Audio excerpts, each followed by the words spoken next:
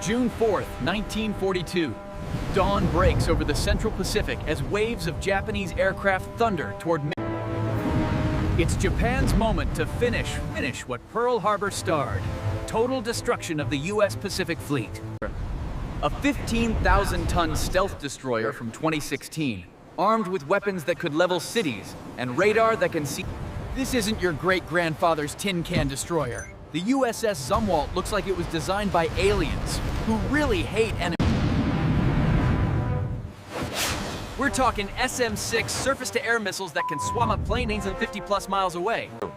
The ship's brain is an AN-SPY-3 radar array that can track hundreds of targets simultaneously while brewing coffee and calculating your In 1942, it's essentially a time-traveling war machine operated by wizards. But even this behemoth won't quite turn Midway. Floating airports packed with 272 of Japan's best pilots flying Zeros, Kates, and Vals. These aren't just any Panic spreads through the formation like wildfire. Meanwhile, the Zumwalt tracks every single aircraft while calmly launching more missiles. Its computer brain doesn't hesitate and definitely doesn't miss. The Zumwalt, hand-delivering trained fighter pilots to God by the dozen, is a normal Thursday.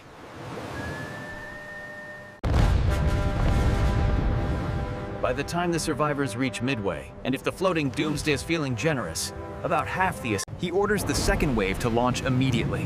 170 more planes racing toward what they think is just Midway Atoll. Bad call! The Zumwalt has moved to intercept, its stealth hull invisible to 1942 eyes and radar. The destroyer's crew watches the incoming formation on their screens like it's a video game. Because to them, it basically is. More SM-6 missiles shriek skyward.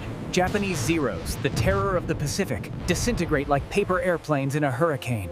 Kate torpedo bombers, loaded with ordnance for attacking ships, become flying fireballs before they even know they're under attack. The psychological effect is devastating. Veteran pilots who dominated every sky they've flown suddenly find with the air threat, Zumwalt goes on the offensive. Its Tomahawk cruise missiles don't need a direct line of sight. They can fly 900-plus miles, navigate around obstacles, and arrive exactly where they're least welcome. The destroyer launches a salvo of cruise missiles toward the Japanese carrier's last known position. These missiles streak across the ocean at 550 miles per hour, 50 feet above the waves. The Tomahawk's 1,000-pound warhead detonates against the carrier's side, punching through steel plating and igniting aviation. Kaga suffers the same fate. Then Soryu. The missiles arrive without warning, guided by computers more advanced. Each hit is devastating, precise, and lethal. But even gods have limits. The Zumwalt carries 80 missiles total. Impressive, but finite. Critically, it's fighting in 1942, and there are no GPS satellites to guide its weapons. There are no data links to coordinate with other units, and there are no spare parts. The crew has to rely on their ship's onboard sensors and their training, and pray nothing breaks too soon. And there's still the Japanese submarine threat. I-168 lurks somewhere beneath the waves, armed with a Type 95 torpedo. A single lucky shot could cripple even the Zumwalt, and while it's invisible to 1942 radar, to a periscope. The destroyer's sonar gives it a huge advantage in sub-hunting, but submarines are patient. One mistake when the smoke clears, and assuming I-168 has been spotted, the Battle of Midway has become the most lopsided naval victory in history. 4 Japanese fleet carriers are sunk or sinking. Hundreds of irreplaceable pilots are gone, and Japan's offensive capability. All while you could count American losses on one hand. The ship would be remembered as the Phantom of Midway. Some 74 years of military advancement that would compress Japan's defeat from years into hours. If you're curious what would happen if a modern tank landed at Normandy on D-Day, check this video out. And I'll see you next week. Thanks for watching.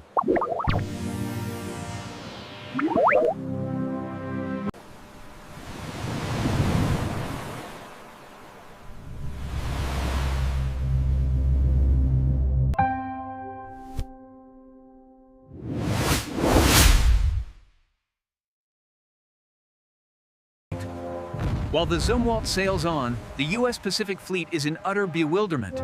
They've won a decisive victory, but how? Aboard the Zumwalt, the crew is silent. They've changed history, but at what cost? News of Japan's annihilated fleet reverberates globally. Allied powers are cautiously optimistic. Axis Admiral Nimitz and U.S. Command pore over reports, trying to make sense of the impossible victory. Who was this phantom ship that turned the tide? With the battle won, the Zumwalt faces a new mission: evasion. Its advanced stealth must now hide it from its own side. Now, the Zumwalt's finite fuel and supplies become a critical concern. Alone in 1942, resupply is impossible. With opinion.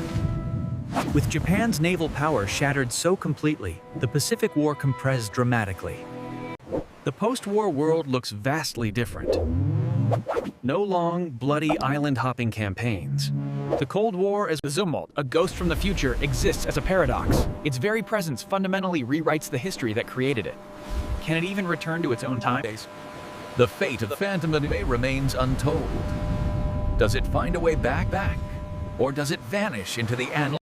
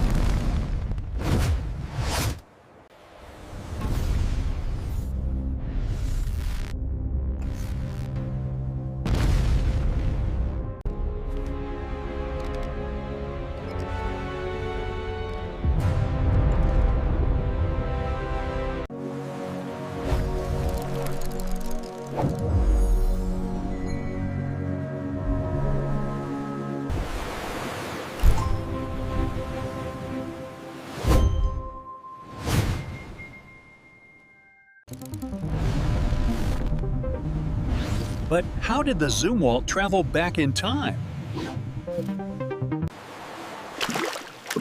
Even a single anomaly can send ripples through history. The world quickly adapted, technological progress reaching dizzying speeds.